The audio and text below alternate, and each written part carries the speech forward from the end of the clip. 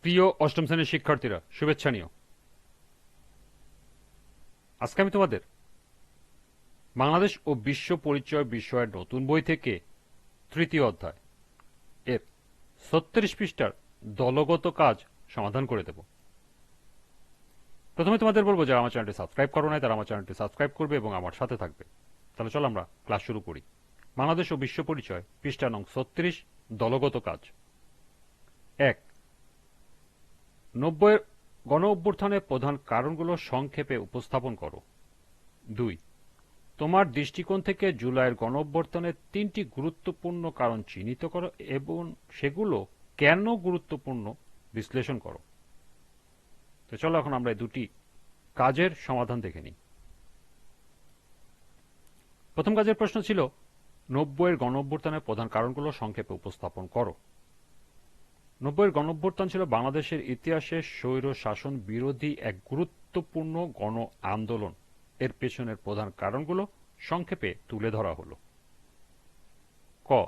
৯০-এর গণঅভ্যুত্থানের অন্যতম প্রধান কারণ ছিল তৎকালীন রাষ্ট্রপতি হোসেন মোহাম্মদ এরশাদের দীর্ঘদিনের স্বৈরাচারী শাসন ব্যবস্থা। খ. গণতন্ত্র ও ভোটাধিকার হরণও ছিল একটি বড় কারণ। ১৯৮৬ ও ১৯৮৮ সালের নির্বাচনগুলো ছিল ব্যাপকভাবে প্রশ্নবিদ্ধ। গ.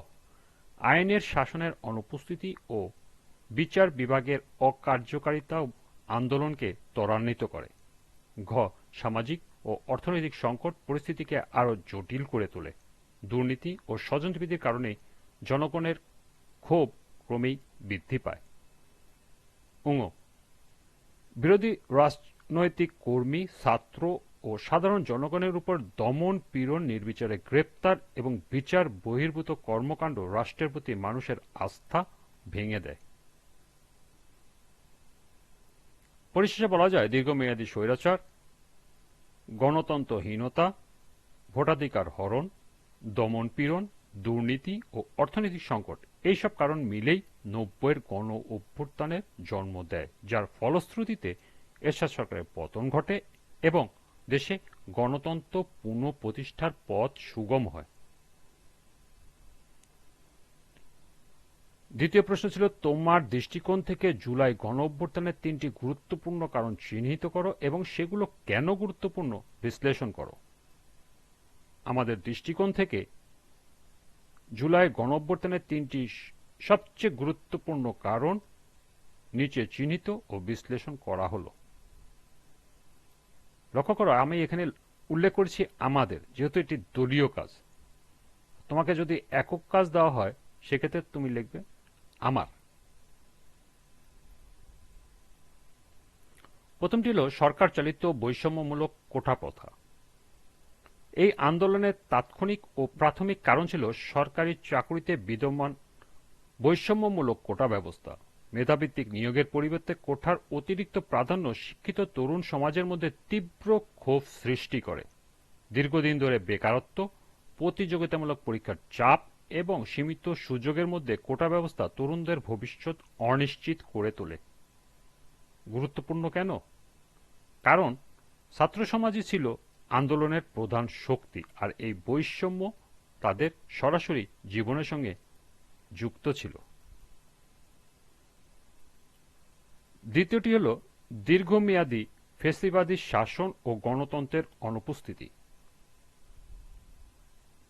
দীর্ঘ সময় ধরে ক্ষমতাকেন্দ্রিক শাসন ব্যবস্থা, মত প্রকাশের স্বাধীনতা হরণ, বিরোধী মত দমন এবং জনগণের ভোটাধিকার কার্যত অকার্যকর হয়ে পড়া মানুষের মধ্যে জমে থাকা ক্ষোভকে বিস্ফোরণের দিকে নিয়ে যায়।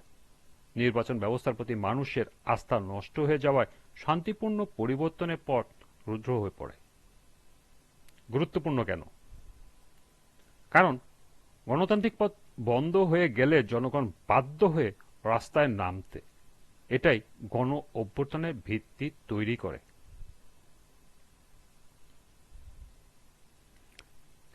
তৃতীয় এবং সর্বশেষটি হল আন্দোলনের নির্বিচার হত্যাকাণ্ড ও রাষ্ট্রীয় দমননীতি।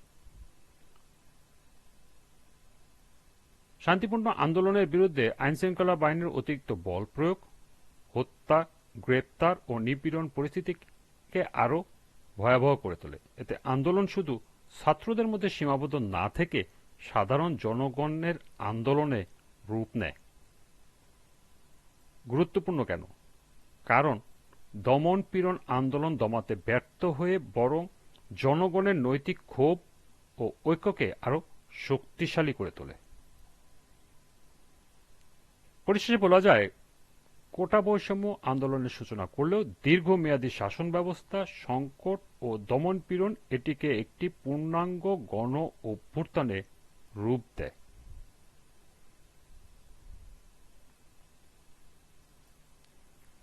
এই ছিল ৩৬ পৃষ্ঠার দুটি দলগত কাজের সমাধান। আজকের ক্লাসটি এ পর্যন্তই।